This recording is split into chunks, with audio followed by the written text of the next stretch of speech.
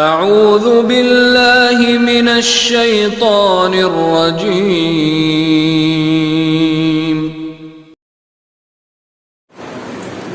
ان الحمد للہ نحمده ونستعینه ونستغفره ونؤمن به ونتوکل علیہ ونعوذ باللہ من شرور انفسنا ومن سیئات اعمالنا من يهده الله فلا مضل له ومن يضلل فلا هادي له واشهد ان لا اله الا الله وحده لا شريك له واشهد ان محمدا عبده ورسوله اما بعد فان احسن الكلام كلام الله وخير الهدى هدى محمد صلى الله عليه وسلم وشر الأمور محدثاتها وكل محدثة بدعة وكل بدعة ضلالة وكل ضلالة في النار.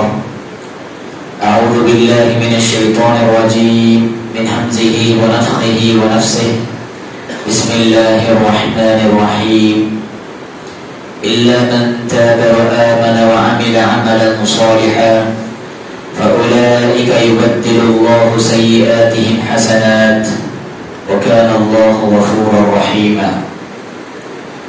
محترم بزرگوں، نوجوان ساتھیوں، پیارے بچوں، پردہ نشین ماں اور بہنوں، تمام قسم کی تعریفات اللہ وحدہ لا شریک خالق کائنات مالک ارض و سما کے لیے ہے. لاکھوں کروڑوں درود و سلام کا نزول ہو پیارے نبی صلی اللہ علیہ وسلم کی ذات گرامی پر کہ آپ صلی اللہ علیہ وسلم نے رب کے دیے ہوئے میسج کو رب کے بندوں تک کما حق پہنچا دیا. حضرات، سب سے پہلے میں اللہ رب العالمین کا شکر گزار ہوں کہ رب العالمین نے ہم سب کو ماہ رمضان کی بہاریں دکھائیں.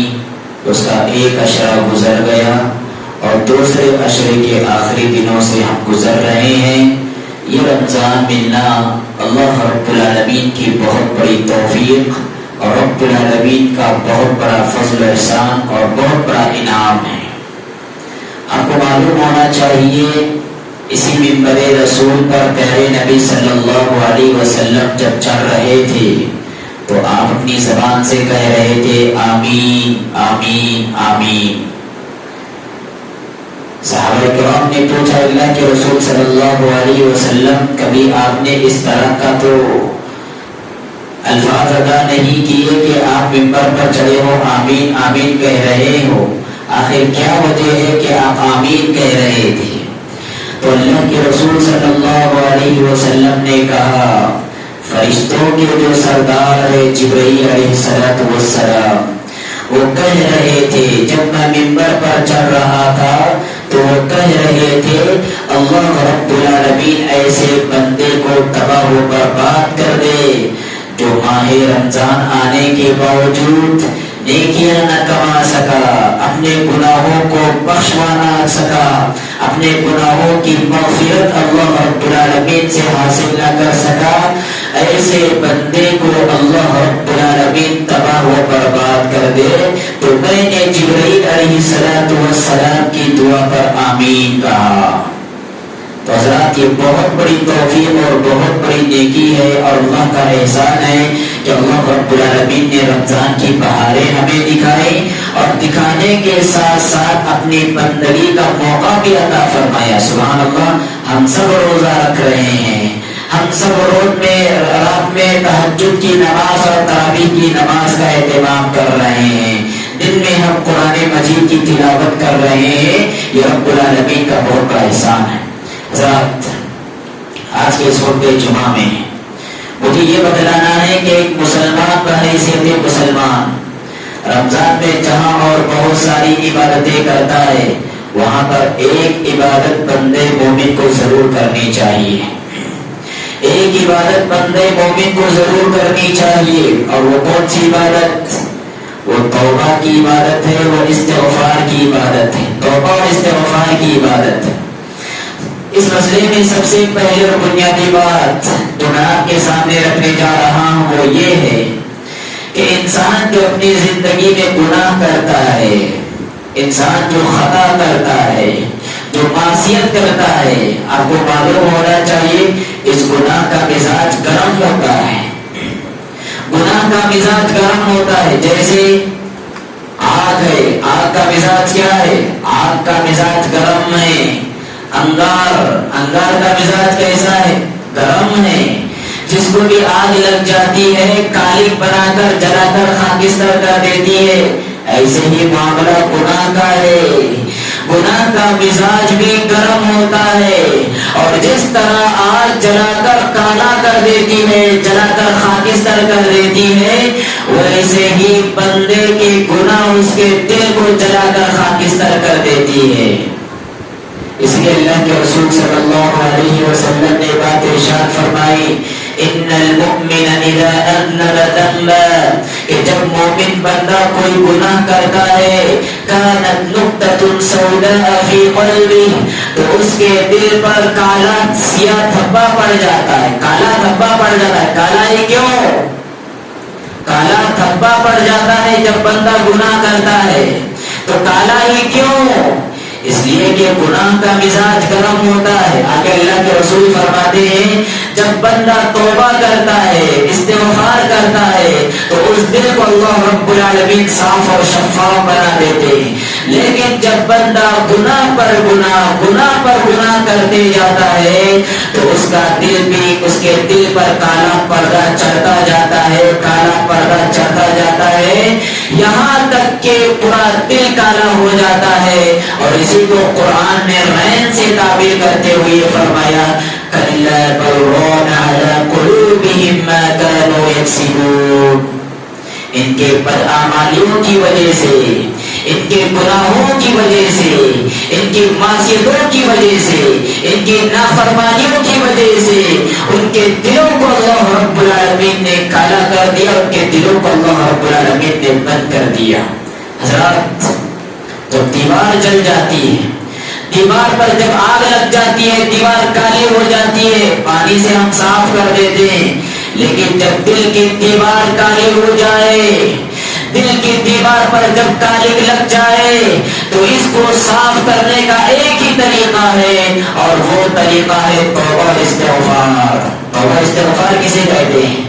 اللہ رب العالمین کی طرف رجوع کرنا، اللہ رب العالمین کی طرف پلٹنا، اللہ رب العالمین کے دربار میں حاضر ہو کر اپنے گناہوں کا اعتراف کرنا اور کہنا کہ اے اللہ مجھ سے فلاں فلاں گناہ ہو گیا، اے اللہ فلاں فلاں غلطی میں کر بیٹھا، اب میں اپنے دونوں ہاتھ تیری درگاہ میں اٹھا رہا ہوں، میں اپنے گناہوں کی معافی تجھ سے مانگ رہا ہوں، اے اللہ مجھے معاف فرما دے۔ اس کا نام ہے توبہ استغفار۔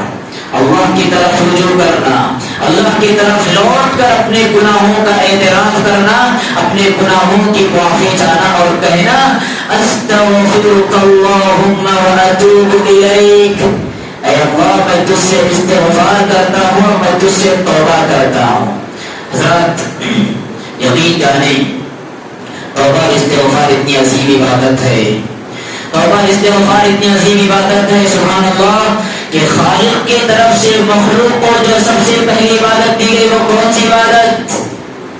اللہ رب العالمین کی طرف سے جو بندے کو عبادت دی گئی ہے، جو بندگی دی گئی ہے، کون سی بندگی ہے؟ وہ توبہ استغفار کی بندگی ہے۔ دلیل کیا ہے؟ حضرت آدم علیہ السلام کو رب العالمین نے جب پیدا کیا، پیدا کرنے کے بعد جنت میں داخل فرمایا اور کہا وَلَا تَقْرَبَا هَٰذِهِ الشَّجَرَةَ، اس درخت کے قریب نہ جانا، اس درخت کا پھل نہ کھانا، جب درخت کے قریب جاؤ گے پھل کھاؤ گے تو میری نافرمانی کر بیٹھو گے۔ لیکن شیطان کے بہکاوے میں آ کر آدم علیہ السلام پھل کھا بیٹھتے ہیں، رب العالمین کی نافرمانی کر بیٹھتے ہیں، رب العالمین جنت سے نکال کر دنیا میں بھیج دیتا ہے، اور وہاں جب انہیں احساس گناہ تڑپاتا ہے کہ رب العالمین سے میں اپنی کیسی معافی مانگوں، پھل کے قریب نہ جانے کا حکم دیا تھا، غلطی ہو گئی. اب رب العالمین سے کیسے توبہ کرو، رب العالمین سے کیسے استغفار کرو؟ تو قرآن بیان کرتا ہے کہ توبہ اور استغفار کی شکل میں رب العالمین نے سب سے پہلی عبادت جو پہلے انسان کو عطا کی وہ توبہ استغفار کی عبادت ہے. فتلقى آدم من ربه كلمات فتلقى آدم من ربه كلمات کہ رب العالمین سے آدم علیہ السلام نے چند کلمات حاصل کیے، چند کلمات سیکھے. فتاب علیہ، رب العالمین نے ان کی توبہ قبول فرمائی. کون سے وہ کلمات، کون سی ہے وہ دعا جو رب العالمین نے آدم علیہ السلام کو سکھائی؟ غلط کہتے ہیں کہنے والے، جھوٹ کہتے ہیں کہنے والے، من گھڑت حدیث کو لے کر بولتے ہیں بولنے والے کہ آدم علیہ السلام نے اللہ کے رسول کا وسیلہ مانگ کر دعا کیا، لا الہ الا اللہ محمد رسول اللہ کا وسیلہ لے کر دعا کیا، تب جا کر ان کی دعا قبول ہوئی. من گھڑت واقعہ ہے، من گھڑت حدیث ہے، لوگوں کی اپنی بنائی ہوئی ہے. بلکہ رب العالمین نے آدم علیہ السلام کو جو دعا سکھائی وہ کون سی تھی؟ وہ دعا یہ تھی، ربنا ظلمنا انفسنا وان لم تغفر لنا وترحمنا لنكونن من الخاسرین. رب العالمین گناہ ہو گیا، غلطی ہو گئی، تیری نافرمانی کر بیٹھے، وان لم تغفر لنا وترحمنا لنكونن من الخاسرین.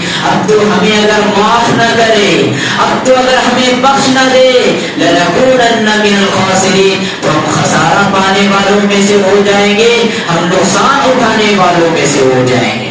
ذرا پتا چلا کہ رب العالمین کی طرف سے پہلے انسان کو جو پہلی بندگی دی گئی وہ کون سی بندگی تھی؟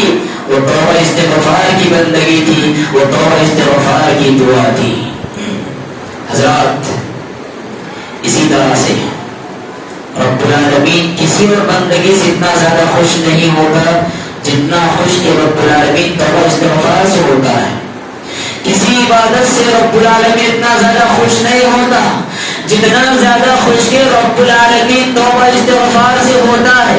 اللہ کے رسول صلی اللہ علیہ وسلم ارشاد فرماتے ہیں، صحیح مسلم کی روایت ہے، لَاللَّهُ أَشَدُّ فَرْحًا بِتَوْبَةِ عَبْدِهِ حِينَ يَتُوبُ إِلَيْهِ، کہ رب العالمین نہایت خوش ہوتا ہے اس بندے سے اس وقت جب بندہ رب العالمین کی طرف پلٹ آتا ہے، جب رب العالمین کی طرف رجوع کرتا ہے، جب بندہ اپنے گناہوں کی معافی اپنے رب سے مانگتا ہے تو رب العالمین اتنا زیادہ خوش ہوتے ہیں، اتنا زیادہ خوش ہوتے ہیں. سبحان اللہ. اللہ کے رسول صلی اللہ علیہ وسلم نے مثال دے کر فرمایا، کیا فرمایا اللہ کے رسول صلی اللہ علیہ وسلم نے؟ اللہ کے رسول صلی اللہ علیہ وسلم نے فرمایا کہ تم میں سے کوئی شخص، کہ ایک کوئی شخص صحرا میں ہو، اونٹ اس کے ساتھ ہو اور اس کا سامان زندگی اونٹ پر لگا ہوا ہو، اس کا کھانا اونٹ پر ہو، اس کا پینا اونٹ پر ہو، اس کی آرام کی چیزیں اونٹ پر ہو. صحرا میں نہ کہیں دور دور تک جائے آرام ہے، نہ کہیں کوئی مکان نظر آ رہا ہے. ایسے صحرا میں رب العالمین کا کرنا ایسا ہوا کہ اونٹ نے اس سے گم ہو گئی، اونٹ گم ہو گیا، اونٹ چلا گیا کہیں. اب یہ بندہ پریشان صحرا میں ڈھونڈ رہا ہے، کبھی مغرب میں ڈھونڈ رہا ہے، کبھی مشرق میں ڈھونڈ رہا ہے، تلاش کر رہا ہے کہ جس پر میرا سامان زندگی ہے، جس پر میری زندگی کی بقا کا دار و مدار ہے، وہ اونٹ کہیں گم ہو گیا ہے. جب مکمل تلاش ہو جاتی ہے آخر اونٹ نہیں ملتا، مایوس ہو جاتا ہے اور اس کو یقین ہو جاتا ہے کہ اب میری موت لازمی ہے. کیوں؟ صحرا ہے، کھانے کے لیے کھانا نہیں، پینے کے لیے پینا پانی نہیں، صحرا کی سرزمین ہے، دور دور تک کوئی انسان بھی دکھائی نہیں دیتا. جب مایوس ہو جاتا ہے ایک درخت کے نیچے آرام کرنے کے لیے سو جاتا ہے اور جب سو کر بیدار ہو جاتا ہے تو اپنی اونٹنی کو اپنے سامنے دیکھتا ہے تو جتنا زیادہ خوش ہوتا ہے اور خوشی کے مارے یہ کہتا ہے کہ اے اللہ تو میرا بندہ ہے اور میں تیرا رب ہوں. خوشی کے مارے اس کی زبان سے ایسے الفاظ نکل جاتے جاتے ہیں، اس موقع پر جتنی خوشی اس اونٹ والے کو ہوتی ہے جب گنہگار بندہ رب العالمین کی دربار میں حاضر ہو کر اپنے گناہوں کی معافی چاہتا ہے، تو اس سے بڑھ کر رب العالمین کو خوشی ہوتی ہے جب پیارے نبی فرماتے ہیں لَاللَّهُ أَشَدُّ فَرْحًا بِتَوْبَةِ عَبْدِهِ حِينَ يَتُوبُ إِلَيْهِ، کہ رب العالمین کو اس وقت سب سے زیادہ خوشی ہوتی ہے جب اس کا گنہگار بندہ اس کے دربار میں حاضر ہو کر توبہ استغفار کرتا ہے۔ تو پتہ چلا حضرات، توبہ استغفار اس عظیم عبادت ہے جس سے رب العالمین بہت زیادہ خوش ہوتے ہیں۔ حضرات، توبہ استغفار یقین مانے انسان کے بڑے بڑے گناہوں کو دھل کر رکھ دیتا ہے، انسان کی زندگی کی بڑی بڑی خطاؤں کو توبہ استغفار دھل کر رکھ دیتا ہے۔ انسان چاہے زندگی میں کتنے ہی بڑے بڑے گناہ کیوں نہ کر لے، لیکن اگر دل کے صدق کے ساتھ، خالص دل کے ساتھ، سچائی کے ساتھ، اخلاص کے ساتھ اگر رب العالمین کے حضور ہو کر خالص توبہ کرتا ہے تو رب العالمین ایسے گنہگار بندے کے بڑے بڑے گناہوں کو آن کی آن میں دھل کر رکھ دیتا ہے۔ سبحان اللہ۔ آپ دیکھیں قرآن میں اللہ رب العالمین کا قانون ہے، کیا قانون ہے؟ من قتل نفسا بغیر نفس او فساد فی الارض فکأنما قتل الناس جمیعا، کہ جو انسان ایک انسان کا خون ناحق بہائے گا، ایک انسان کو قتل کرے گا، ایک انسان کا مرڈر کرے گا، گویا کہ ساری انسانیت کا اس نے مرڈر کیا، ساری انسانیت کا خون ناحق اس نے بہایا۔ یہ قرآن کی زبانی ہے، یہ رب العالمین کا قانون ہے، اور کل قیامت کے دن معاملات میں سب سے بڑھ کر سب سے پہلے جس کام کا مواخذہ لیا جائے گا، جس بات کا سب سے پہلا سوال ہوگا وہ کیا ہوگا؟ خون ناحق کے بارے میں پوچھے گا رب العالمین کہ تم نے فلاں بندے کا خون ناحق کیوں بہایا، کیوں اس پر تم نے ظلم کیا۔ لیکن آپ کو معلوم ہونا چاہیے کہ انسانی تاریخ میں ایسا بھی انسان گزرا ہے جس نے 99 انسانوں کا قتل کیا تھا، جس نے 99% کا قتل کیا تھا، 99 لوگوں کا قتل کیا تھا۔ بنی اسرائیل کا واقعہ ہے، متفق علیہ بخاری و مسلم شریف میں ہے۔ پیارے نبی صلی اللہ علیہ وسلم نے ارشاد فرمایا کہ بنو اسرائیل کا ایک شخص جس نے 99 لوگوں کا قتل کیا، مرڈر کیا، اس نے جب لوگوں سے پوچھا کہ بتاؤ مجھے سب سے بڑے عالم صاحب کہاں رہتے ہیں، ان سے فتویٰ پوچھنا، ایک مسئلہ پوچھنا ہے، لوگوں نے ایک راہب کا پتہ بتایا، ایک صوفی کا پتہ بتلایا، ایک عبادت گزار کا پتہ بتلایا۔ وہ اس کے پاس آیا اور پوچھنے لگا کہ میں نے 99 لوگوں کا قتل کیا ہے، 99 لوگوں کو میں نے موت کی گھاٹ اتارا ہے، هل له من توبہ، کیا میرے لیے کوئی توبہ کا چانس ہے، کیا بھی میرے لیے توبہ استغفار کا کوئی امکان ہے؟ اس نے کہا 99 لوگوں کا تو نے قتل کیا، تیرے لیے توبہ کا دروازہ کیسے کھلا ہو سکتا ہے، کیسی تیری بخشش ہو سکتی ہے؟ اس نے اس کا بھی قتل کر دیا، اس نے اس کا بھی قتل کر دیا، پوری 100 کی گنتی اس نے پوری کر لی۔ پتا چلا حضرات، فتویٰ صرف عالم سے پوچھنا چاہیے، دین کا علم صرف علماء سے حاصل کرنا چاہیے، ناقص فہم رکھنے والے، ادھورا علم رکھنے والے، ادھوری سمجھ رکھنے والے، ایک دو کتاب پڑھ کر اپنے آپ کو بڑا مقرر ثابت کرانے والے، ان سے دین کا علم حاصل نہیں کیا جا سکتا۔ دین کا علم صرف وہ علماء سے حاصل کیا جا سکتا ہے جو قرآن کی زبان میں ربانی علماء کہا، جن کو رب العالمین نے ربانی علماء کہا ہے، جو علم میں عمل میں بے داغ رہتے ہیں، ان کا کردار بڑا صاف و شفاف رہتا ہے۔ وہ شخص اس کے پاس سے نکلا، اس کا بھی جب قتل ہوا اس کے پاس سے نکلا، پھر لوگوں سے معلوم کروایا کہ بتاؤ اس زمین کا سب سے بڑا عالم کہاں رہتا ہے۔ اس کو بتایا گیا کہ فلاں جگہ عالم صاحب رہتے ہیں، وہاں جا کر اپنا مسئلہ دریافت کرو۔ وہ وہاں پر آتا ہے، وہاں پر آنے کے بعد عالم صاحب وہاں پر ہوتے ہیں، ان سے پوچھتا ہے عالم صاحب 99 لوگوں کا میں نے قتل کیا تھا، ایک راہب سے میں نے مسئلہ پوچھا، انہوں نے کہا تیری توبہ نہیں ہو سکتی، اس کا بھی میں نے قتل کیا، اب آپ بتاؤ میں نے 100 لوگوں کا خون ناحق بہایا ہے، کیا اب میری توبہ کا کوئی چانس ہے؟ کیا میں رب العالمین سے توبہ کر سکتا ہوں؟ کیا میری معافی رب العالمین کے حضور ہو سکتی ہے؟ عالم صاحب نے کہا عالم صاحب نے کہا وَمَن يَحُولُ بَيْنَهُ وَبَيْنَ تَوْبَةٍ کہ تیرے اور توبہ کے درمیان کون سی دیوار حائل ہو سکتی ہے؟ بالکل رب العالمین تیری توبہ قبول کرنے پر قادر ہے. رب العالمین نے بڑے بڑے پاپیوں کو بخشا ہے, بڑے بڑے گنہگاروں کو بخشا ہے. جاؤ اس سرزمین سے نکل جاؤ, اس سرزمین پر جاؤ جہاں پر نیک لوگ بستے ہیں, جہاں پر لوگ اللہ کی عبادت کرتے ہیں. پھر اس سرزمین پر کی طرف پلٹ کر نہیں آنا, وہاں رہ کر باقی زندگیوں میں نیکیاں کر لینا, رب العالمین تمہاری مغفرت فرما دے گا. ابھی وہ نکلا ہی تھا, آدھا سفر مکمل ہوا, آدھا راستہ ہی اس نے پار کیا تھا کہ رب العالمین کا قانون موت اس کے دربار پر دستک دینے لگی. موت کا فرشتہ آ کر اس کی روح کو لے گیا. اب اس کے بعد کیا ہوا؟ اس کے بعد پھر دو فرشتے آ گئے, عذاب کے فرشتے بھی آ گئے اور جنت کے فرشتے بھی آ گئے. دونوں میں تکرار ہونے لگی. عذاب کے فرشتے کہہ رہے ہیں کہ زندگی میں ایک بھی نیکی نہیں کیا اس نے, 100 لوگوں کا قاتل ہے, لہذا اس کو ہم جہنم کی طرف لے جائیں گے. رحمت کے فرشتے کہہ رہے ہیں نہیں نہیں, اس نے خلوص دل کے ساتھ, سچی طلب کے ساتھ رب العالمین کی بارگاہ میں توبہ کا اس نے ارادہ کیا, اسی لیے تو سرزمین سے اپنے نکل رہا تھا, نیک لوگوں کی طرف چل رہا تھا. دونوں میں تکرار ہو گئی اور ایک فرشتہ آیا حکم بن کر, اور ایک فرشتہ آیا جج بن کر آدمی کی شکل میں. حدیث کے الفاظ آدمی کی شکل میں آیا. دونوں کا فیصلہ اس نے سنا. دونوں کا فیصلہ سننے کے بعد یہ فیصلہ دیا کہ دیکھو کہ زمین ناپی جائے, اگر گناہگاروں کی زمین قریب ہو تو اس کو گناہ عذاب کے فرشتے لے کر جائیں گے, اگر نیک لوگوں کی زمین اس سے قریب ہو تو رحمت کے فرشتے اس کو لے کر جائیں گے. زمین ناپی گئی. سبحان اللہ.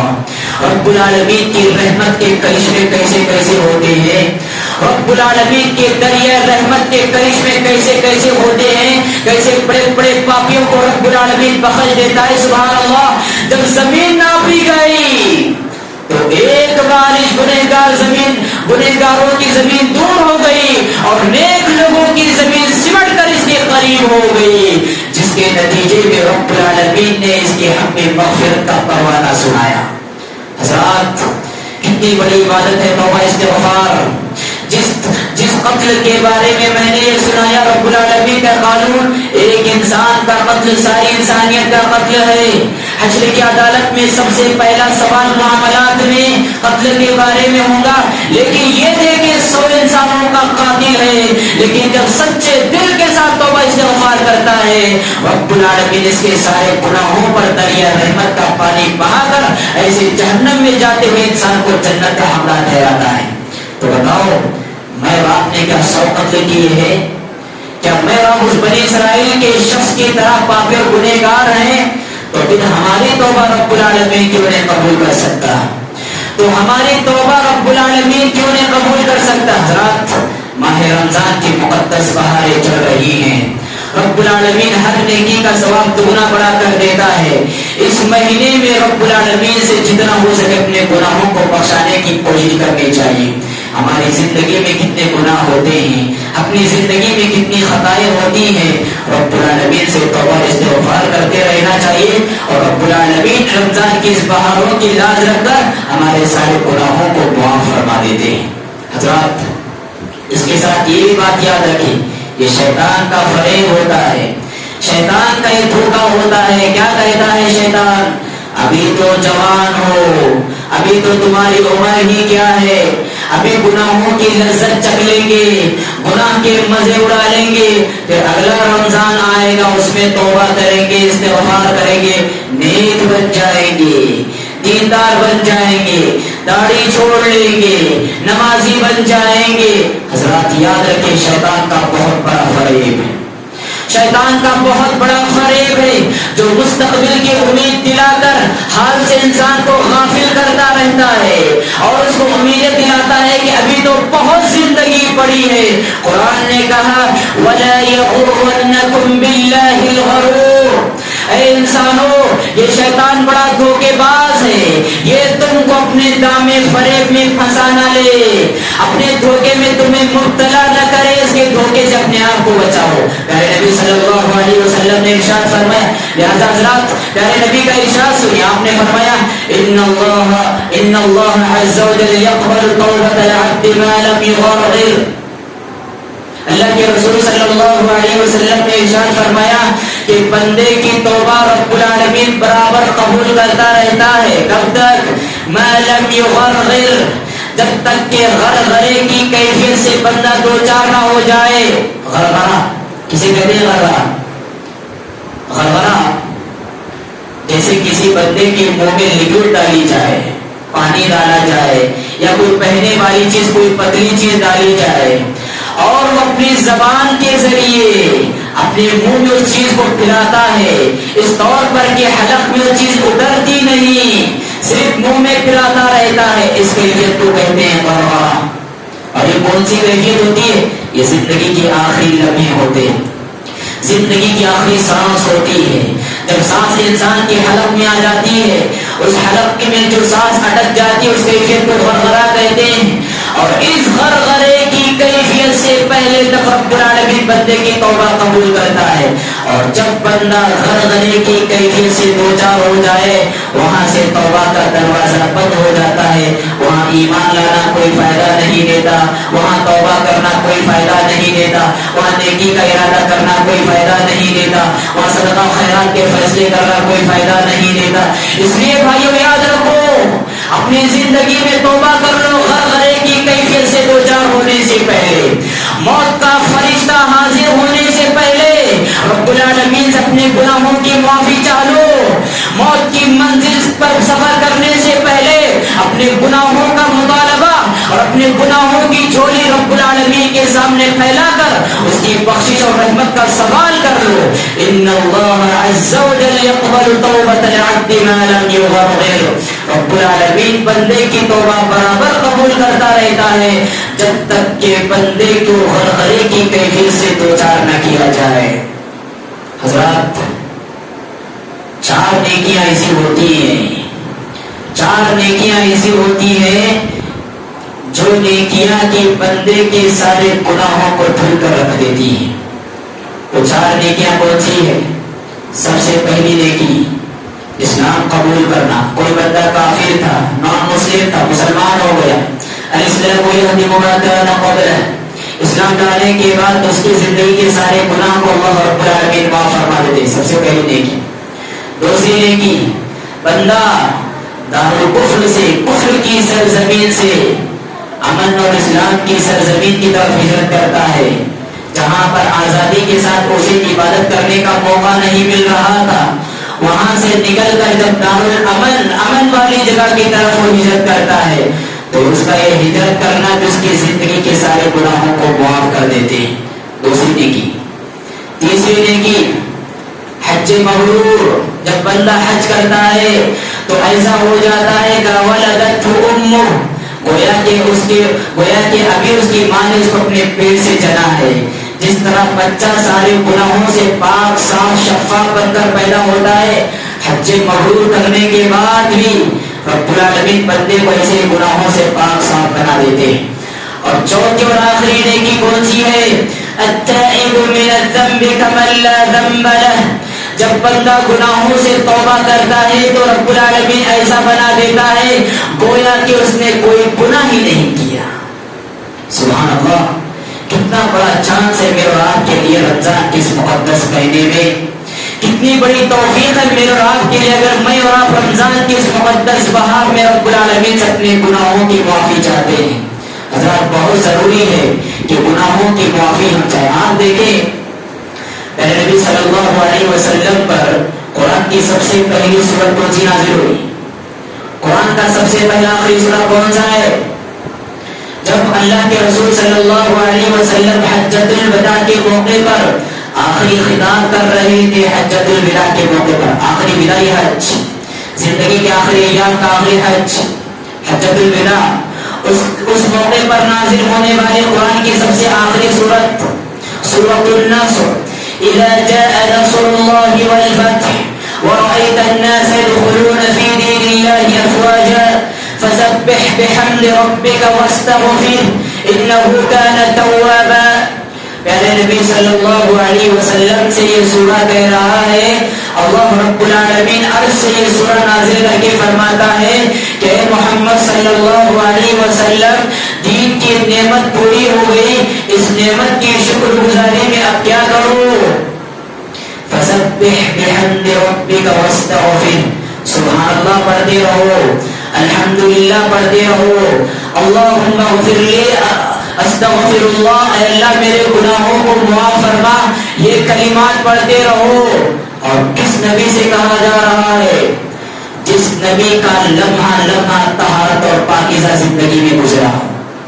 زندگی کے آخری ایام میں پیارے نبی صلی اللہ علیہ وسلم سے کہا جا رہا ہے, جبکہ جس نبی کا لمحہ لمحہ, جس نبی کی پوری زندگی, جس نبی کی پوری زندگی کی پوری گھڑیاں ایک ایک منٹ عبادتوں اور بندگی میں گزرا ہو, اس نبی سے کہا جا رہا ہے فسبح بحمد ربک واستغفر, کہ اپنے گناہ زندگی کے آخری ایام میں اب تم استغفار کرو, رب العالمین سے اپنے گناہوں کی معافی چاہو. اور اس نبی سے یہ کہا جا رہا ہے جس نبی کے اگلے اور پچھلے سارے گناہوں کو اللہ رب العالمین نے معاف فرمایا. اس نبی سے یہ کہا جا رہا ہے جس نبی کا یہ معمول تھا, واللہ انی لاستغفر اللہ واتوب الیہ فی اليوم 100 مرہ.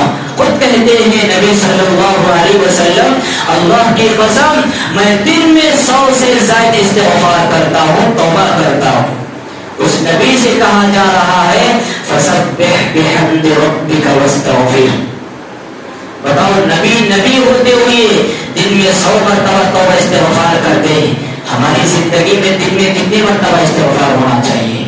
ہماری زندگی میں کہاں کہاں کیسے کیسے گناہ نہیں ہوتے. خلوتوں میں گناہ ہوتے ہیں, جلوتوں میں گناہ ہوتے ہیں, بازاروں میں گناہ ہوتے ہیں, سفر میں گناہ ہوتے ہیں, حضر میں گناہ ہوتے ہیں, کاروبار میں گناہ ہوتے ہیں, گھریلو زندگی میں گناہ ہوتے ہیں. ہماری زندگی میں پوری گناہوں میں ڈوبی ہوئی ہے. 100 بار کیا 1000 بار دن میں بھی استغفار کرے تب بھی کم ہے. دن میں اگر ہم 1000 بار بھی توبہ کرے تب بھی کم ہے.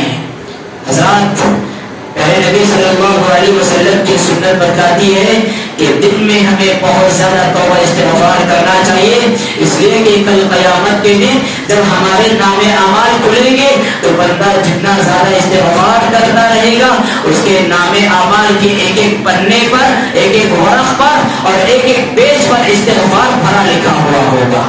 ایسا بندہ خوش قسمت بندہ ہے جس کو رب العالمین جنت کا حقدار ٹھہرائے گا.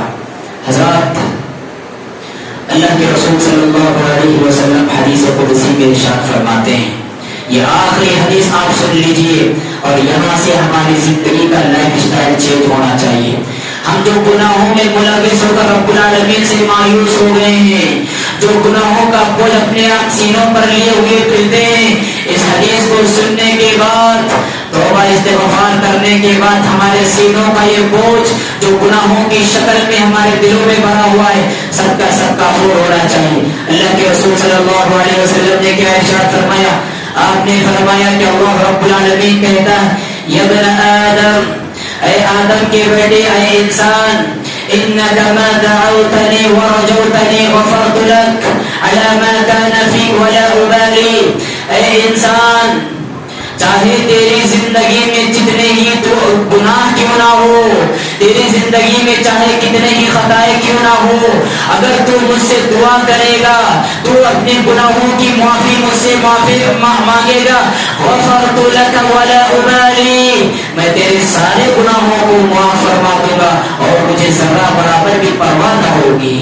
آگے اللہ کے رسول صلی اللہ علیہ وسلم فرماتے ہیں کہ اللہ تبارک و تعالیٰ فرماتا ہے, یا ابن آدم لو بلغت ذنوبک عنان السماء, اگر تمہارے گناہ زمین کے فرش سے آسمان کے چھت تک بھی اگر پہنچ جائے, ثم استغفرتنی, پھر تم میرے بارگاہ میں حاضر ہو کر استغفار کرنے لگ جاؤ, غفرت لک ولا ابالی, میں سارے گناہوں کو معاف فرماؤں گا اور مجھے اس کی ذرہ برابر بھی پرواہ نہیں ہے. یا ابن آدم, اے آدم کے بیٹے, إنك لقيتني بقراب الأرض خطايا ثم لقيتني لا تشرك بي شيئا لأتيتك بقرابها مغفرة.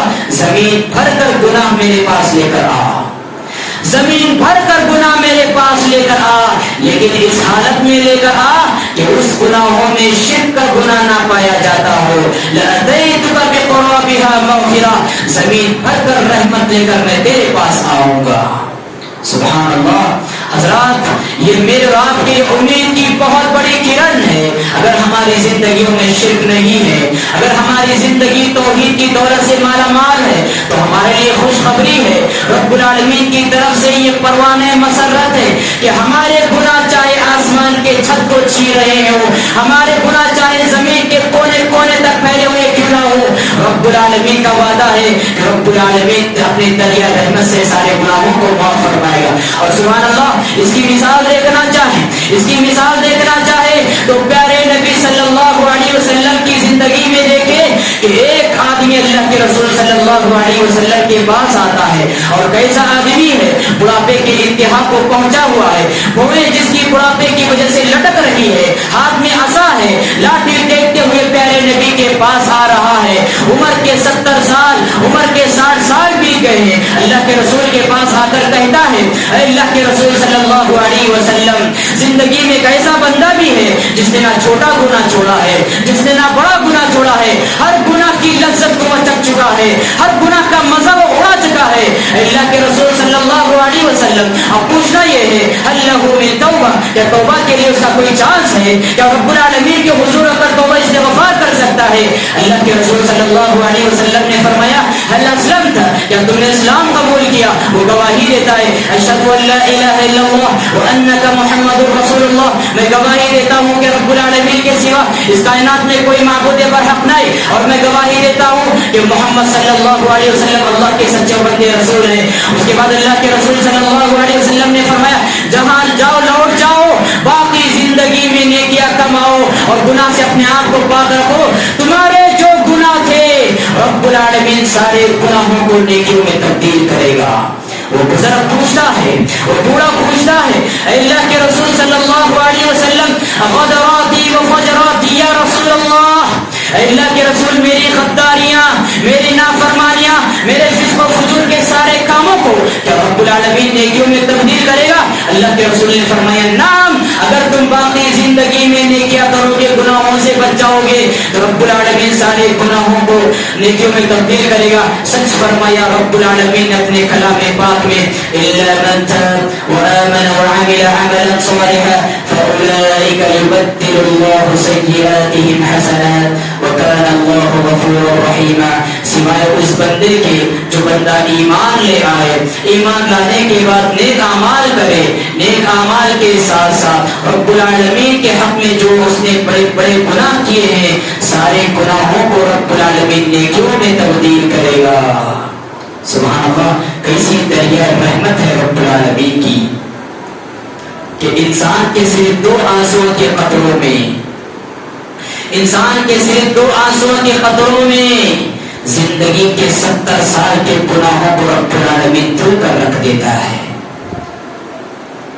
موتی سمجھ کر شان کریمی نے چن لیے، موتی سمجھ کر شان کریمی نے چن لیے، قطرے جو تھے میرے حلقے انفعال کے تلا تم ڈال دیتے ہیں خدا کی پہلے رحمت میں، تلا تم ڈال دیتے ہیں خدا کی پہلے رحمت میں، گناہوں کی ندامت میں جو 2 آنسو ٹپکتے ہیں. حضرات بہت ضرورت ہے، ہم میں سے ہر شخص گناہگار ہوتا ہے، لیکن ان گناہوں کے ساتھ ساتھ ہم رب العالمین سے توبہ استغفار کرتے ہیں. ہم جہاں بھی ہو، چلتے پھرتے اٹھتے بیٹھتے استغفر اللہ استغفر اللہ واتوب الیہ. خواتین گھر میں ہوتی ہیں، پکاتی رہتی ہیں استغفر اللہ، جھاڑو مارتی رہتی ہیں استغفر اللہ، ہم سفر میں رہتے ہیں استغفر اللہ، ہم اپنے کاروبار میں مصروف رہتے ہیں استغفر اللہ. اس طرح کے کلمات ہم جاری و ساری رکھیں. زندگی کی سارے ٹینشنوں کا حل اللہ رب العالمین نے توبہ استغفار میں رکھا ہے. میں دعا کرتا ہوں رب العالمین سے بار الہ ہم سب کو خالص دل کے ساتھ اس سے معافی مانگنے کی توفیق عطا فرما. بارے ہم سب گنہگار ہیں، سیاہکار بندے ہیں، تو سے اپنے گناہوں کی معافی چاہتے ہیں۔ بارے ہم سب کے گناہوں کو معاف فرما۔ بارے ہمیں عذاب قبر سے محفوظ فرما۔ بارے ہم سب کو نار جہنم سے محفوظ فرما۔ بارے ہم سب کو جنت الفردوس کا حقیقی وارث بنا۔ بارے ہمیں جو بیمار ہیں انہیں شفا کاملہ عطا فرما۔ اللہ جو کرونا وائرس کی بیماری سے تڑپ رہے ہیں، زندگی اور موت کے بیچ جو لڑ رہے ہیں، بارے ان کے حق میں شفایابی کے فیصلے جاری فرما۔ بارے اس بیماری سے جو اس دنیا سے فوت ہو چکے ان سب کو شہادت کی موت نصیب فرما۔ اقول قولی هذا واستغفر الله لي ولكم ولسائر المسلمين فاستغفروه انه هو الغفور الرحيم۔